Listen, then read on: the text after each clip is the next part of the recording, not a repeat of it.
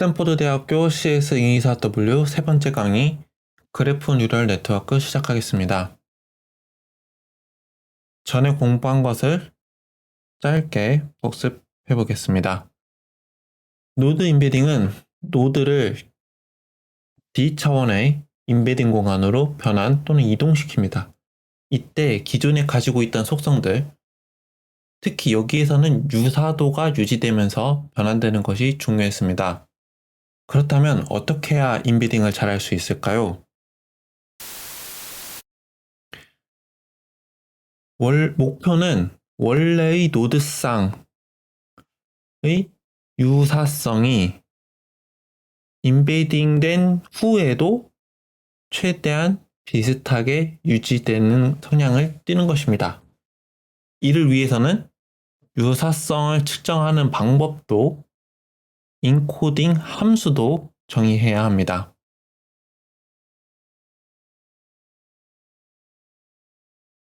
이때 인코더는 각각의 노드를 D 차원의 값으로 인베딩 시킵니다.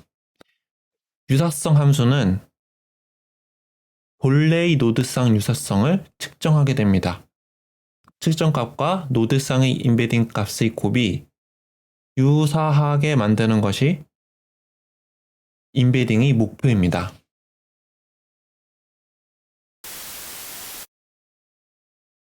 얇은 인코딩은 인코더 자체는 인베딩의 공간의 어느 한 지점을 알려주는 역할만 합니다.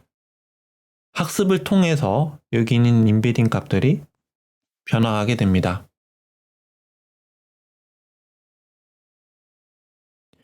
얇은 인코딩은 다음과 같은 단점들을 가지고 있습니다. 필요한 파라미터의 개수가 노드의 개수와 인베딩 공간의 차원수에 따라 바뀝니다. 특정한 노드별로 인베딩이 정해지기 때문에 결과적으로 학습 시에 배우지 못한 노드들은 다룰 수 없습니다. 또한 현실의 노드들은 대부분 속성을 가지고 있는데 이를 활용할 수가 없습니다.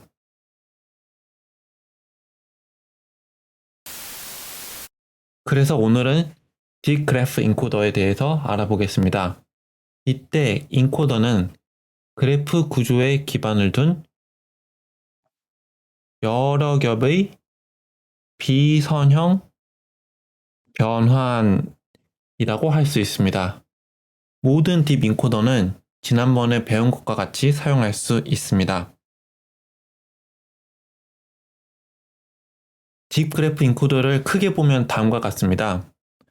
그래프 컨볼루션 작업을 통해 각각의 노드들의 값을 가져옵니다. 이를 비선형 함수를 통해 변형시킵니다. 이 값에 드랍아웃이나 정기화를 통해서 값을 변형시킵니다. 이 값들을 이렇게 나온 결과들을 반복하여 변환시킬 수 있습니다. 그리고 이렇게 나온 값들을 여러 가지 작업에 사용할 수 있습니다.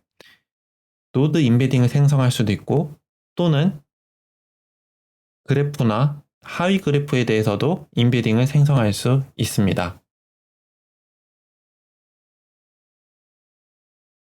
그래프 또는 네트워크에서 할 수 있는 일들을 다시 한번 정리하겠습니다.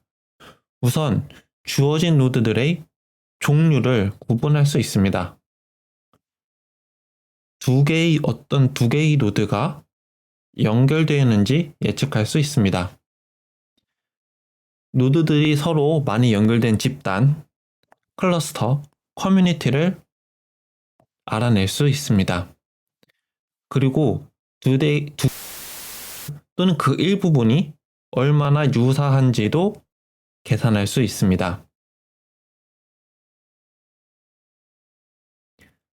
현대의 머신러닝의 구조는 다음과 같습니다. 보통 이미지나 텍스트, 음성과 같은 2차원의 구조를 가지고 있거나 순서가 있는 데이터를 가져와서 MLP, 멀티레이어 퍼셉트론 구조를 이용해서 원하는 결과를 낼 수 있도록 학습을 시키고 이를 활용하는 형태로 진화해 왔습니다. 발전해 왔습니다. 하지만 이것은 그래프에서는 적용하기는 힘듭니다. 그래프는 기존의 이미지와 문자보다 더 복잡한 형태를 가지고 있습니다. 그 크기도 임의적이고 위상적인 구조 또한 훨씬 복잡합니다. 여기에는 정해진 순서도 없고 기준을 정할 지점도 없습니다. 기존의 접근 방법으로는 이를 제대로 다루기 어렵습니다. 오늘 강의의 개요입니다. 딥러닝의 기초를 다시 한번 확인해보고 그래프를 위한 딥러닝을 보겠습니다. 그래프 컨볼루션 네트워크에 대해 알아보고 GNN과 CNN 사이의 관계를 알아보겠습니다.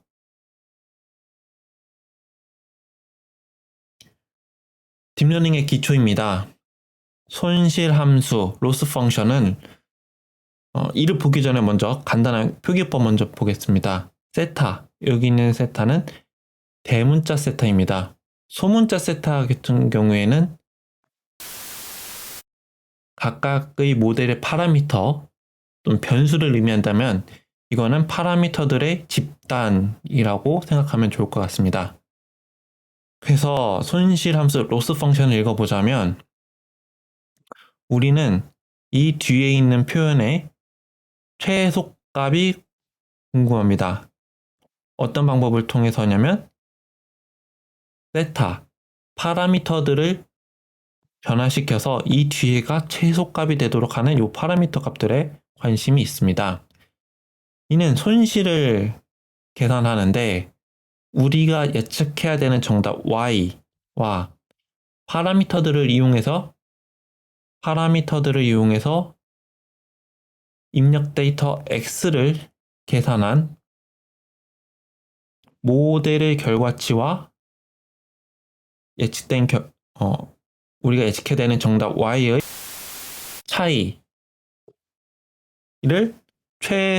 차이를 최소화시켜주는 파라미터들의 집단에 우리가 관심이 있는 것입니다.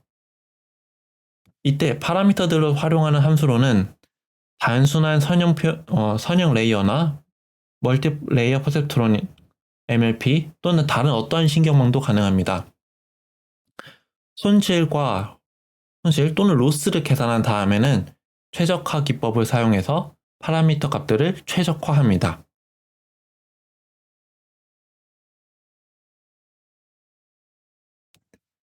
그래프를 위한 딥러닝에 대해 알아보겠습니다.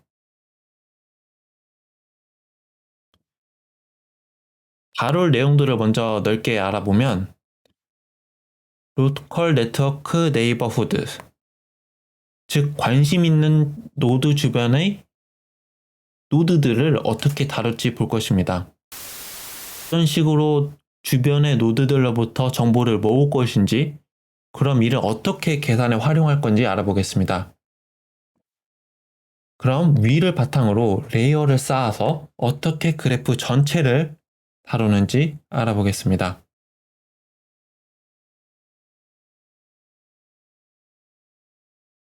앞으로 배울 때 도움이 되는 지식들을 먼저 보겠습니다. 우리가 그래프 G를 가지고 있다고 합시다. 그러면 V는 버텍스 세트, 노드들의 모임이라고 생각하면 됩니다. A는 인접 행렬로서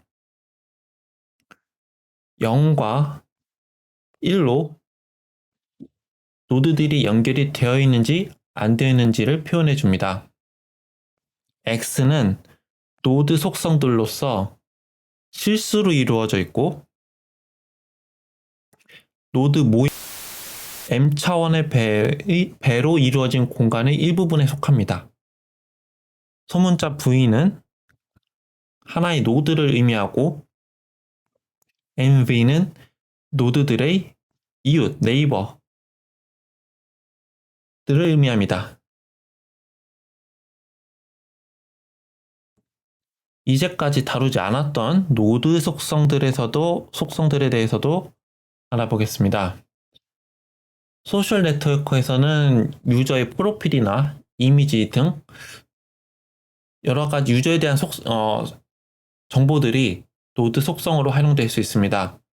생물학적 네트워크에서는 유전자가 발현되는 것이나 기능들에 대한 정보가 노드 속성으로 포함될 수 있습니다. 만약 노드 속성이 없는 경우라면 인디케이터 벡터나 일정한 값을 가진 벡터를 사용할 수 있습니다.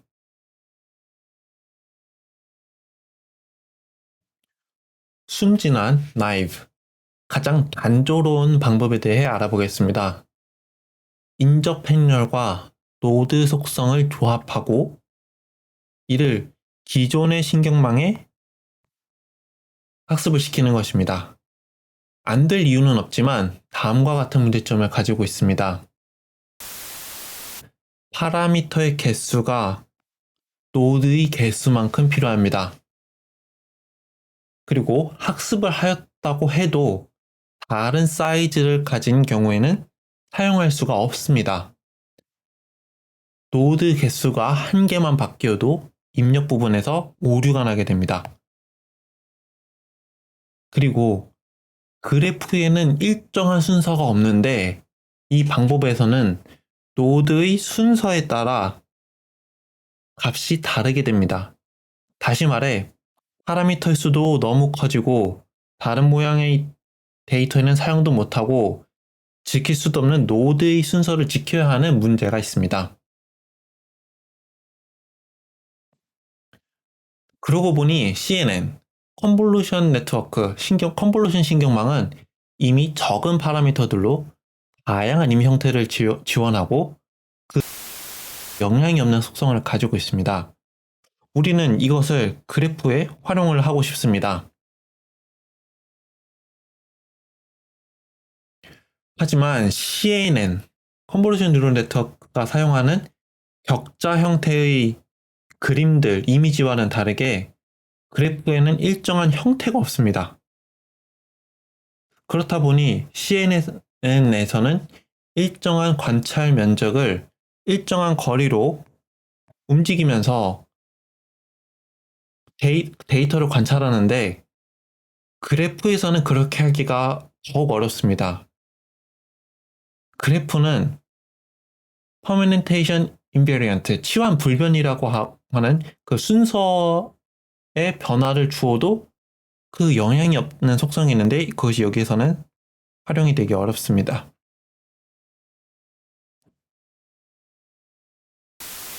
퍼뮤테이션 인베리언트, 치환 불변이라는 개념은 이미 알고 계신 개념입니다. 하지만 이를 정의하고 의도하여 쓴 경험이 없어서 생성할 뿐입니다. 정확하게 그 모습을 잡기 위해서 한번 정리하겠습니다.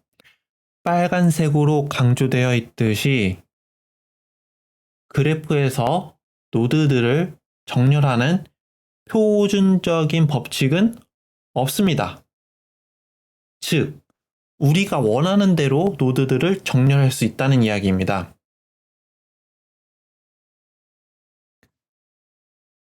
다음과 같은 그래프에서 우리는 A, B, C 이러한 순서로 그래프를 불러올 수 있습니다. 그리고 이에 따라 노드 속성도 만들었고 인접 행렬도 만들었습니다. 이때 우리는 방향성이 없는 경우만 다루고 있다는 것을 다시 한번 상기해 주시고 방향성이 없기 때문에 이렇게 대칭이 되어 있다. 이쪽이 연결되어 있으면 이쪽에도 연결되어 있다. A와 B가 연결되어 있으면 B와 A도 연결되어 있다. 이거 한번 확인하고 넘어가겠습니다.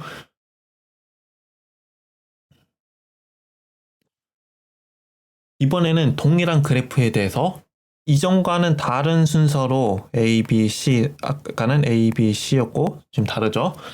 이전과는 다른 순서를 매겼고, 마찬가지로 노드 속성과 인접 행렬도 만들었습니다.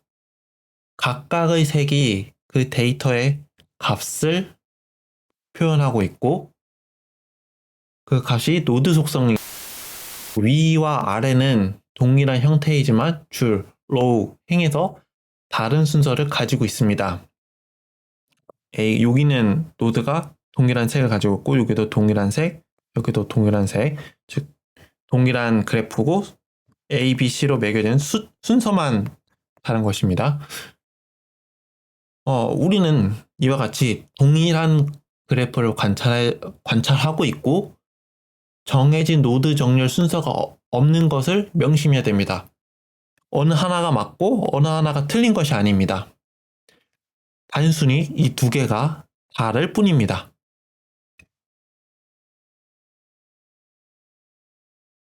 우리가 원하는 것은 어떠한 순서를 사용하던 그래프와 노드의 표현이 동일한 것입니다. 그래프 표현이 대해 동일해야 한다는 것은 무엇을 말하는 걸까요? 우리가 그래프 이 G를 인접 행렬 A와 노드 속성 행렬 X를 활용하여 실수 D 차원으로 표현할 수 있는 함수 F를 배웠다고 합시다. 그렇다면 이 함수 F에 위에서 생성한 인접 행렬과 노드 표현 행렬을 넣었을 때 동일한 값이 나와야 한다는 것입니다.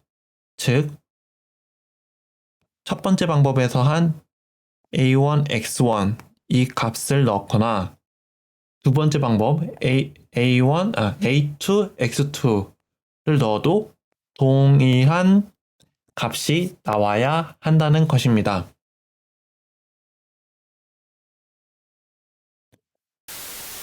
어떤 순서를 가지고 인접 행렬과 노드 표현 행렬을 만들었어도 이를 사용한 함수 f가 결과가 다른 순서를 사용하여 함수 f에 적용한 것과 결과가 같다면 우리는 이것을 치환불변이라고 합니다.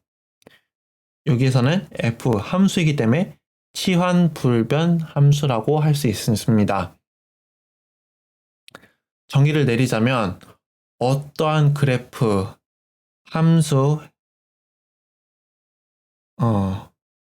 어떠한 함수 그래프 f는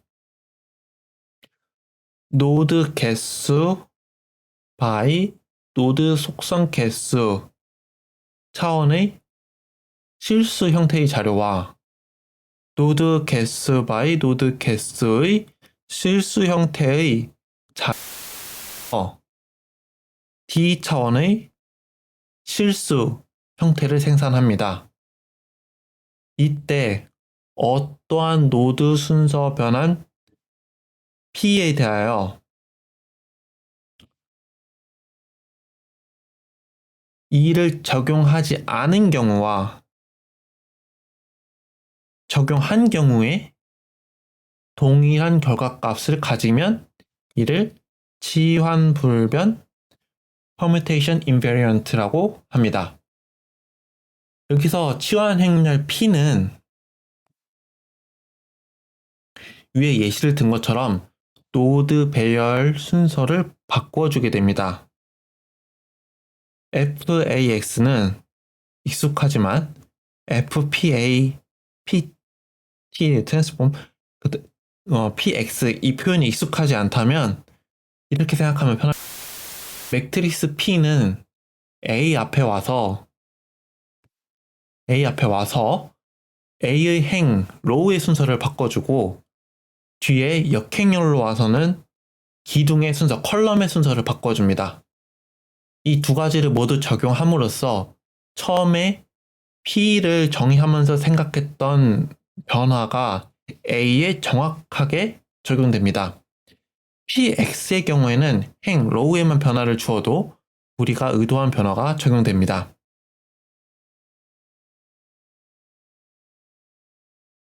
머리가 조금 아프겠지만 바로 이어서 치환 동형 permutation equivariance를 알아보겠습니다. 우리가 그래프 G를 v by d 차원의 행렬로 변환할 수 있는 함수 f를 배웠다고 합시다. 이때 1과 2를 다음 그림과 같이 정했다고 합시다. 그리고 이를 통해 표현한 그래프는 다음과 같습니다.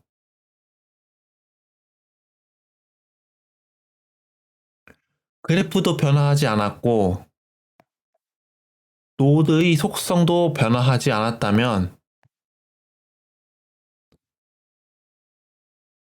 노드 순서가 변화되었기 때문에 이를 표현된 결과는 좌우가 동일하지 않습니다.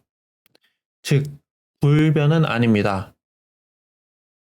하지만 다음을 주목할 필요가 있습니다. 각각의 값들은 양쪽에 동일하게 있다는 것입니다. 즉, 첫 번째 방법에서는 A 순서인 이 갈색 값이 갈색 값의 속성을 가진 노드는 두 번째 방법에서는 순서가 2가 되어서 그렇지 다른 위치에서 동일한 속성을 표현하고 있습니다. 마찬가지로 처음에 1번에서 C 순서인 이 노드는 두 번째 이 2번 방법 플랜 2에서는 D 순서에 위치하고 있지만 동일한 값을 가지고 있습니다. 즉 지금의 방법은 노드의 입력 순서가 바뀌면 결과에도 영향을 미칩니다. 하지만 동일한 값이 다른 위치에만 있을 뿐입니다. 즉, 이 순서를 동일하게 맞추면 이를 맞출 수 있다는 것입니다.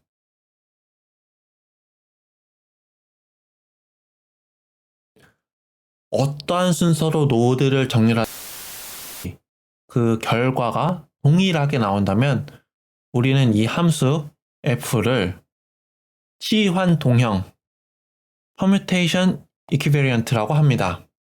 즉, 변환된 순서를 결과에 동일하게 적용하면 같은 값을 받을 수 있다는 것입니다. 정의를 내리자면 다음과 같습니다.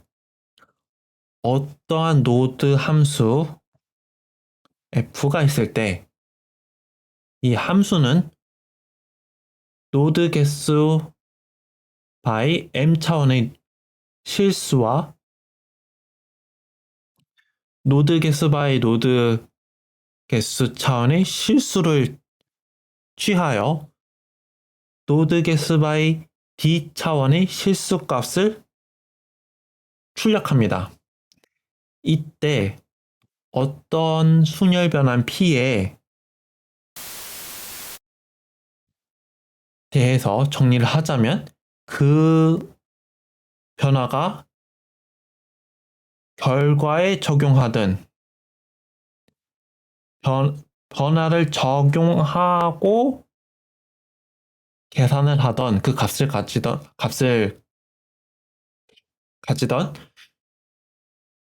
이 값이 동일하면 치환, 동환, 등변이라고 permutation equivariant라고 합니다.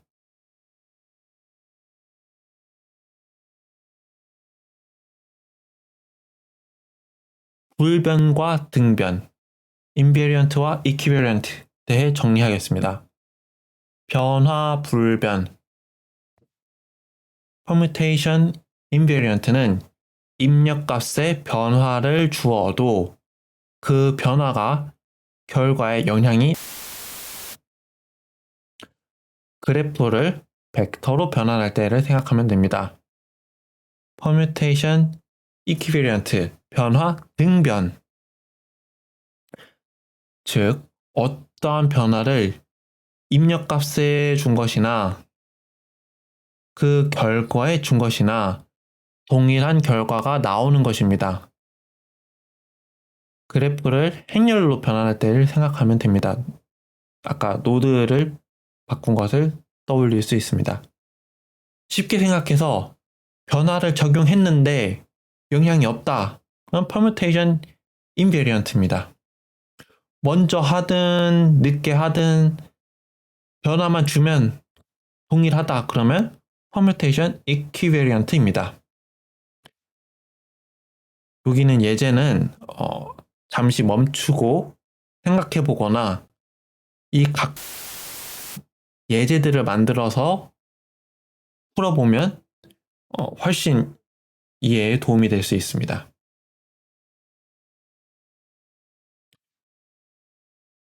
그래프 뉴럴 네트워크를 permutation invariant와 equivariant의 관점에서 본다면 permutation equivariant와 permutation invariant의 연속으로 보입니다.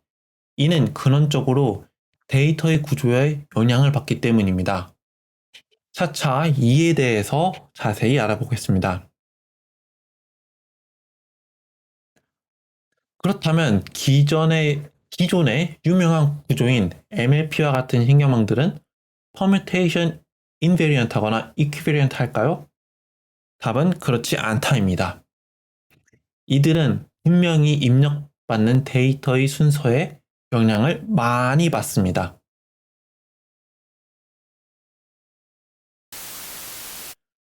구조적으로 입력받는 데이터의 순서에 강하게 얽혀있기 때문에 이에 변화가 생기면 성능이 저하가 될 수밖에 없습니다.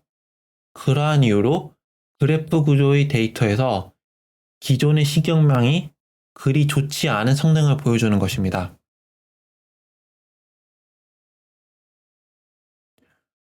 이제 이웃들로부터 정보를 받거나 끌어모아서 퍼뮤테이션 인비리언트 하거나 이퀴비리언트한 그래프 신경망을 구성해 볼 것입니다.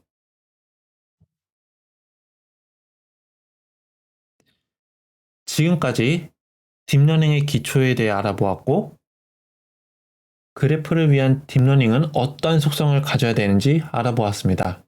이제 그래프 컨볼루션 네트워크에 대해서 알아보겠습니다.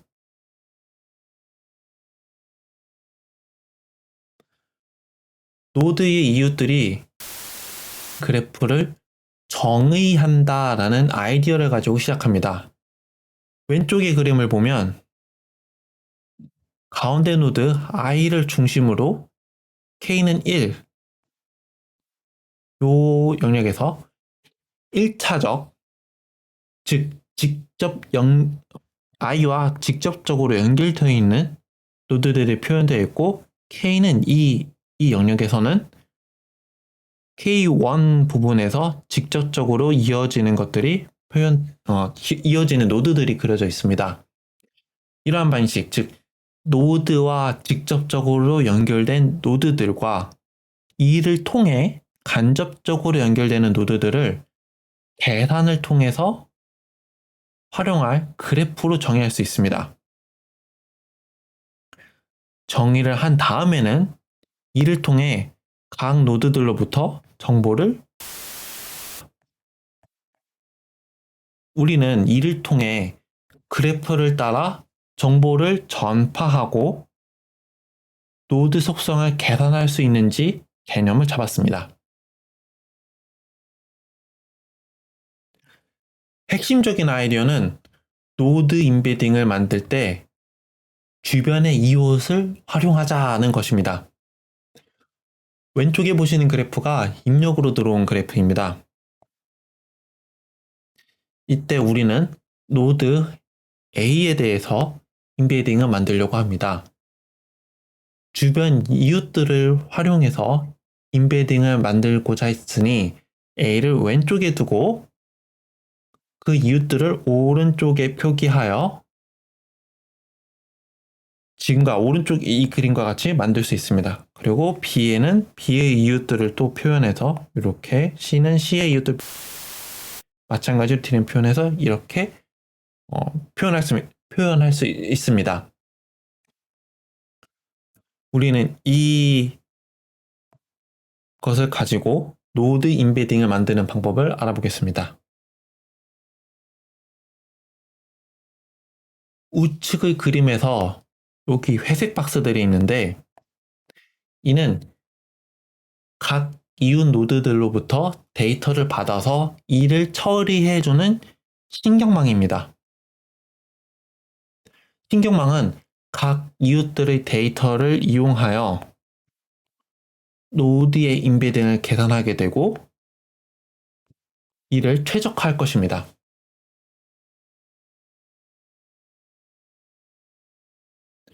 즉, 이를 통해 우리는 각각의 노드별로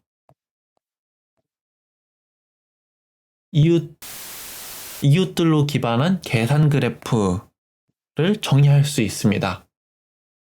이 그림을 보면 각각의 노드별로 1차 이웃과 2차 이웃을 활용해서 계산할 수 있는 그래프들이 정해진 것을 볼 수 있습니다.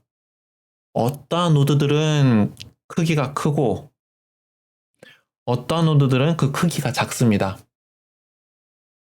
매우 다른 형태를 띠고 있지만 이것이 우리가 2단계의 이웃을 활용하기로 했을 때의 정의한 모습이고 우리는 이를 활용할 것입니다. 여기서는 우리가 1차, 2차까지 했지만 당연히 3차, 4차, 5차 쭉쭉쭉 늘어날 수 있겠죠.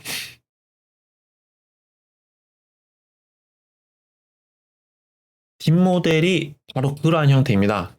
임의 깊이만큼 그 차수가 커진다고.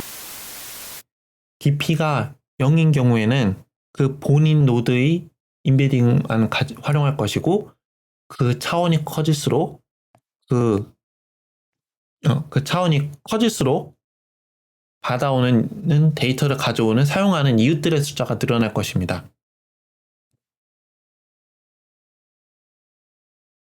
기본적인 구조가 잡혔으니 이제 중요한 것은 그 이웃들의 정보를 어떻게 활용할 것인지입니다. 전에 신경망이 들어갈 것이라고 했지만 어떠한 신경망을 어떤 식으로 작동시켜야 가장 최적화를 잘 할 수 있을까요? 가장 간단한 방법으로는 모든 값들을 평균낸 다음에 신경망에 보내는 것입니다. 이는 말도 안 되게 간단해서 잘 활용되지 않을 것 같지만 의외로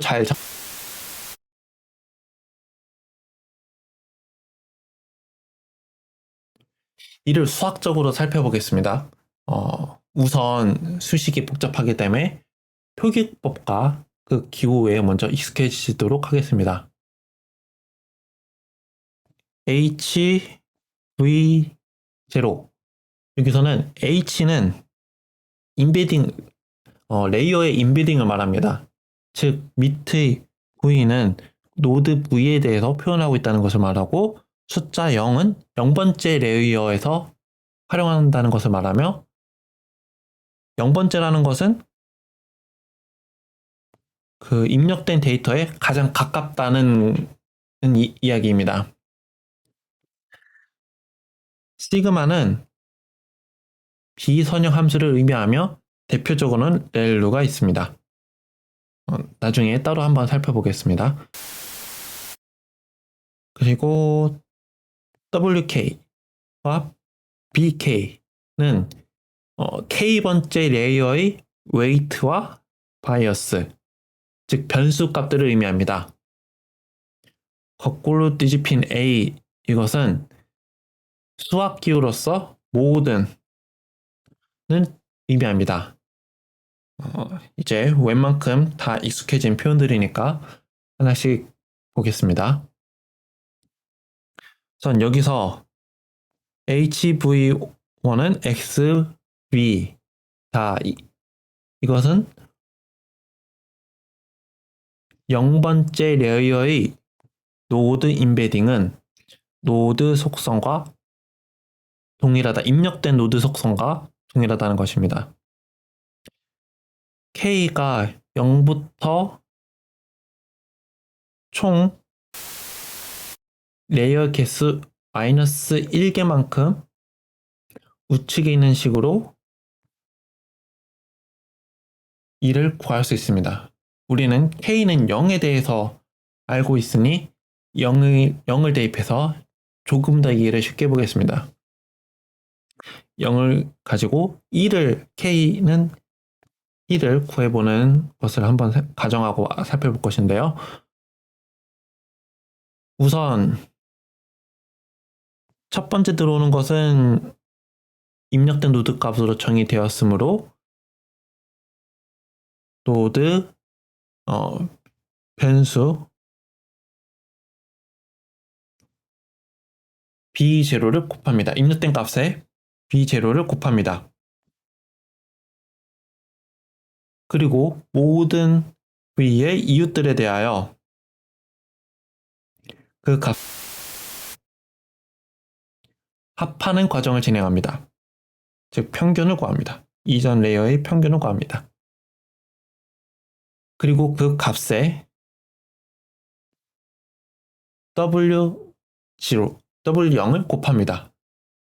즉 이웃들의 평균 값과 자신의 값을 각각 WK와 BK로 배를 하고 이를 합하여 그 비율을 조절하게 됩니다.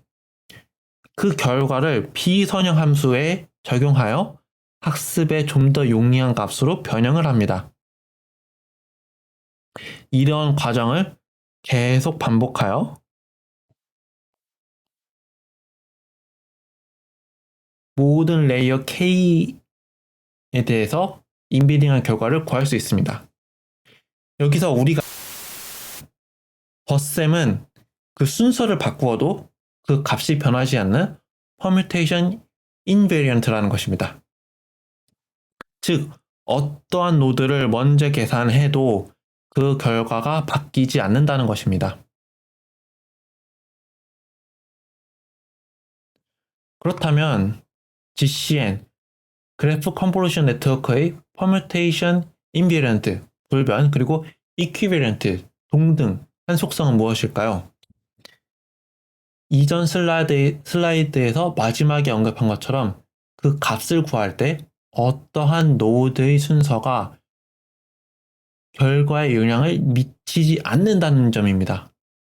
평균을 구하는 작업은 permutation invariant, 즉 순서가 바뀜에 대해서 그 값이 변화하지 않습니다.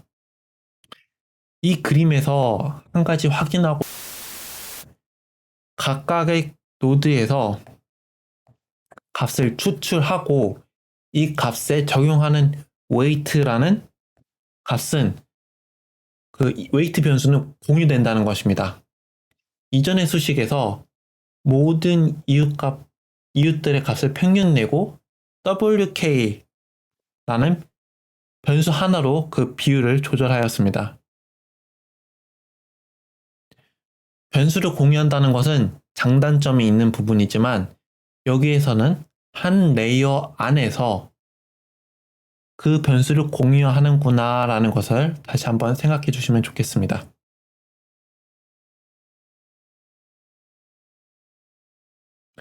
이번에는 각각의 노드들에 대해서가 아닌 그래프 안의 모든 노드들을 한꺼번에 보겠습니다. 이 경우에는 permutation equivalent 있습니다. 1번의 순서로 인베딩을 구현한 것과 2번의 순서로 인베딩을 구현한 것을 보겠습니다. 입력한 순서가 서로 다름에도 서로 다르고 이에 따라 결과도 변해 있음을 알 수 있습니다. 즉 순서 변화를 입력에서 하던 결과에서 하던 차이가 없다는 것입니다. 이것이 permutation equivalent한 속성입니다. 그 이유를 조금 자세히 알아보겠습니다.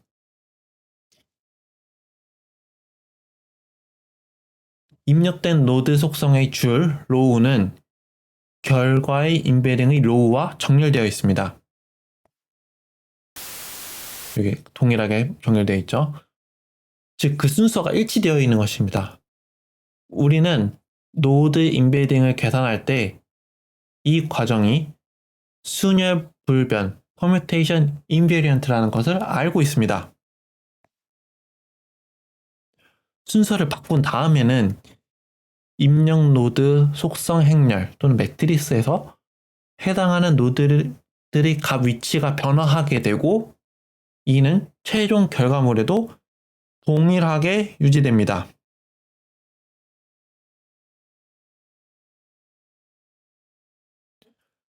그렇다면 GCN이 좋은 인베딩을 만들어내도록 어떻게 훈련시킬 수 있을까요? 훈련에 있어서 가장 중요한 것은 어떠한 방법으로 손실, 로스를 측정할 것인지 정하는 것입니다. 손실을 측정하는 방법을 제대로 정하지 못한다면 아무리 좋은 모델이든 성능을 낼 수 없습니다. 아까 한참을 본 수식입니다. 이전에 설명한 것처럼 변수 WK와 BK는 레이어별로 있으며 이는 학습이 가능한 변수입니다. WK는 이웃들에게서 모은 정보를 얼마나 비중 있게 다룰지를 정하는 변수입니다. BK는 본인 또는 지정된 노드의 정보를 얼마나 비중 있게 다룰지를 정하는 변수입니다. 훈련 과정에서 손실 측정하고 이를 바탕으로 이 변수들이 점차 수정됩니다. 많은 aggregations, 이웃들로부터 정보를 취합하는 과정이 행렬, 매트리스 연산으로 쉽고 효율적으로 처리될 수 있습니다. HK를 모든 노드들의 인베딩 결과를 나열하고 이를 역으로 취했다고 합시다. 우측의 그림을 확인하면 조금 이해에 도움이 될 수 있습니다. HK 빼기 1이라는 그 히든 인베딩 매트리스에서 노드 i에 대한 인베딩이 이렇게 하나의 로우로 표현됨을 볼 수 있습니다. 그렇다면 모든 노드들 V에 대해서 이웃들의 인베딩 값의 합은 노드 V의 인접 행렬에 방금 정의한 HK를 고변사하는 것과 같습니다. 그리고 대각선 행렬 D에 대해서 이 D가 노드 수만큼 크기를 가지고 있다고 하고 각각의 대각선의 위치에는 각 노드의 차수 또는 이웃의 개수가 적혀 있다고 합시다. 그렇다면 우리는 이전의 수식에서 노드들의 값의 평균을 구하는 부분을 다음과 같이 간단한 수식으로 표현할 수 있습니다. AHK는 이웃들의 합을 구하고 D-1로 연산하여 최종적으로 평균을 구하게 되는 것입니다. Atide, 그 A 물결표가 대각선 행렬과 인접 행렬의 곱이라고 정의했을 때 다음과 같이 나타낼 수 있습니다. 빨간색이 이웃으로부터 들어오는 정보를 취합하는 과정이고 파란색이 자기 자신의 값을 활용하는 과정입니다. 하지만 모든 GNN 그래프 뉴럴 네트워크가 간단한 행렬의 형태로 표현되는 것은 아닙니다.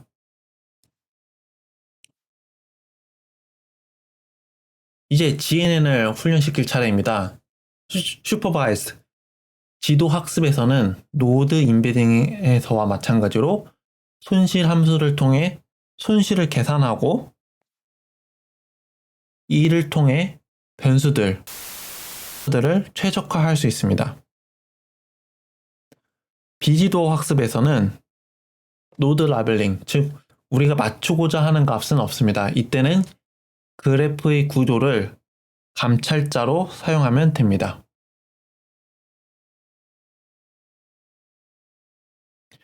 다시 말해 비지도 학습에서는 비슷한 노드는 비슷한 임베딩을 가질 것이라고 생각하는 겁니다. 비슷한 노드는 비슷한 임베딩. 아래의 경우에는 비지도 학습으로 노드를 분류하는 경우라고 생각해 보겠습니다. 우선 노드 U와 V가 유사하다면 노드 YUV는 1을 가질 것이고 ZU는 노드 U를 모델에서 파라미터로 계산한 결과이고 디코더는 이를 고변산을 합니다. E는 크로스 엔트로피 로스로서 간단하게 설명하자면 각각의 노드별로 어떠한 집단에 속할 확률을 구합니다. 그리고 그 실제 그 집단에 속할 확률 곱하기 로그에 예측한 그 집단에 있을 확률을 계산하고 이를 종합하여 손실을 계산할 수 있습니다. 노드의 유사성을 계산하는 방법으로는 지난번에 이용한 방법들인 무작위 이동, 랜덤 웍스나 행렬분해, 매트리스 팩토라이제이션 등을 사용해도 됩니다. 지도학습에 대해 보겠습니다. 지도학습은 모델을 직접적으로 그 일에 훈련시킬 수 있습니다. 노드 분류 작업 같은 경우에는 특히 이런 경우에 해당합니다. 그림들은 노드들이 약인 경우에 그 약들이 섭취하기 안전한지 구성이 있는 건 아닌지 등을 분류하는 과정을 묘사했다고 할 수 있습니다. 이 과정에서 위와 같이 정의한 크로스 엔트로피 로스를 사용할 수도 있습니다. 주석과 같이 아까처럼 하나 읽으면 이해가 가능할 것입니다. 주석이 없는 시그마는 비선형 함수, 시그마는 비선형 함수입니다.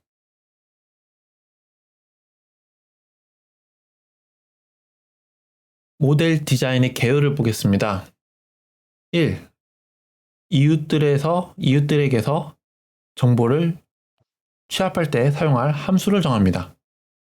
두 번째, 수스 함수를 정합니다. 세 번째, 훈련 세트에 있는 데이터를 학습합니다.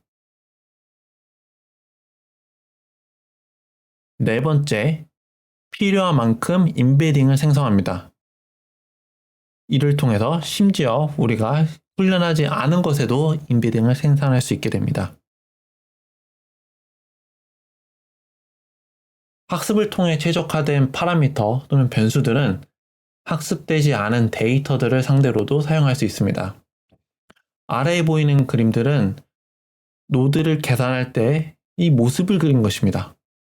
노드 A를 계산할 때와 노드 B를 계산할 때 모두 같은 변수들을 사용하는 것을 알 수 있습니다. 입력되는 노드의 개수가 달라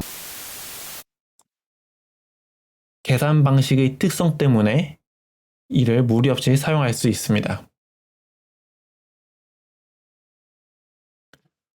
방금 전에 동일한 그래프에서 다른 노드를 계산할 때를 보았는데 이번에는 다른 그래프를 계산할 때도 쓸 수 있음을 알아보겠습니다. 유기체 A에서 단백질의 상호작용 그래프를 학습하고서는 유기체 B에서 생성된 데이터를 기반으로 임베딩을 생성할 수 있습니다.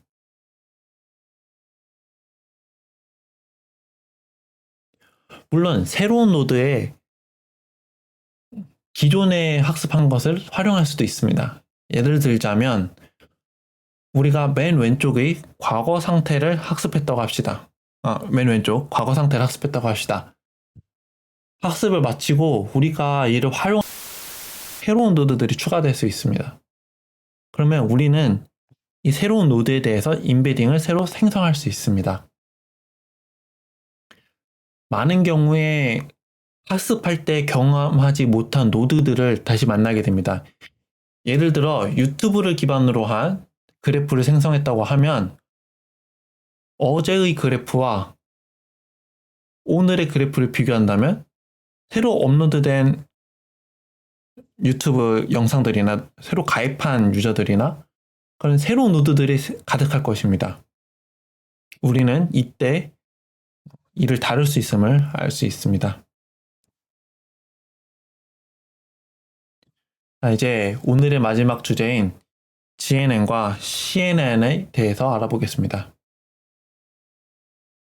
먼저 GNN과 CNN은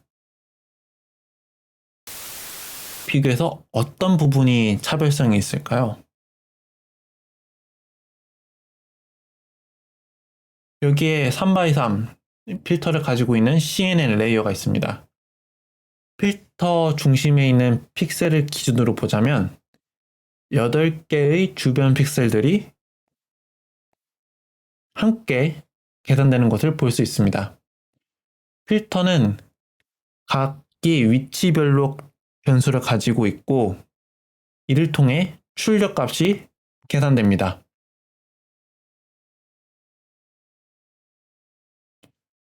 이를 GNN과 CNN을 비교하기 위해 GNN도 동일하게 8개의 이웃 노드가 있다고 가정합시다. 이때 중심에 있는 관측 대상 노드는 셀프 엣지, 즉 스스로를 가리키는 엣지가 있다고 합시다. 이때 GNN과 CNN을 수식적으로도 비슷하게 표현해 보겠습니다. 이때 눈에 띄는 차이점은 주변 이웃들에게 가해지는 변수, 파라미터들 값입니다. 수식에서는 W로 표현이 되어 있습니다.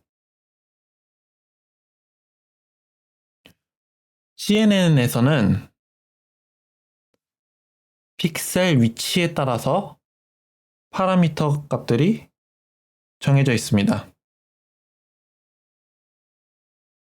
즉, 픽셀은 정해진 형태가 있으며 각각의 위치에 따라 입력이 되고 이에 기반한 결과가 계산됩니다. 하지만 GNN에서는 이웃들의 위치를 특정할 수도 없고 심지어 이웃의 개수도 있습니다. 이러한 관점에서 본다면 CNN은 GNN의 이웃 개수와 입력 순서가 정해진 특이한 경우라고도 볼 수 있습니다. CNN은 입력된 위치에 따라 값이 바뀌므로 우리가 이전에 정의했던 GNN의 특성인 순열 불변과 등변환 특성이 없습니다. 트랜스포머라는 구조는 시퀀스, 즉 순서가 있는 일을 처리할 때 뛰어난 성능을 보여주는 유명한 구조입니다. 이것의 핵심 구조는 매트리스 연산을 통해서 모든 토큰, 단어가 주의, 어텐션을 받는다는 것입니다. 일반적으로 주의, 어텐션은 벡터 값 세트와 벡터 쿼리가 주어지면 어텐션은 쿼리 값에 따라 값의 가중 합계를 계산하는 기술입니다. 그렇기 때문에 다시 풀어서 이야기하면 각 토큰 단어에는 값 벡터, 쿼리 벡터가 있습니다. 이때 값 벡터는 토큰 단어를 표현한 것으로 볼 수 있습니다. 그리고 쿼리 벡터를 이용하여 어텐션 점수를 계산합니다. 조금 더 알만할 것 같지만 직관적으로 이해가 되지 않습니다. 이제 그 아래 그림을 보시면 시각적으로 이해하는 데 도움이 될 수 있습니다. 우선 위와 아래 모두 동일한 문장입니다. 우선 왼쪽을 보겠습니다. 동일한 문장이고 이게 동일한 문장이고 이 두 개는 조금 다릅니다. 먼저 왼쪽을 보면 동물이 길을 건너지 않았다.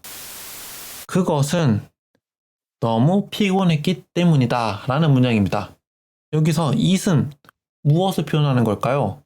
뒤에 너무 피곤했기 때문에 우리는 그것이 동물임을 유추할 수 있습니다.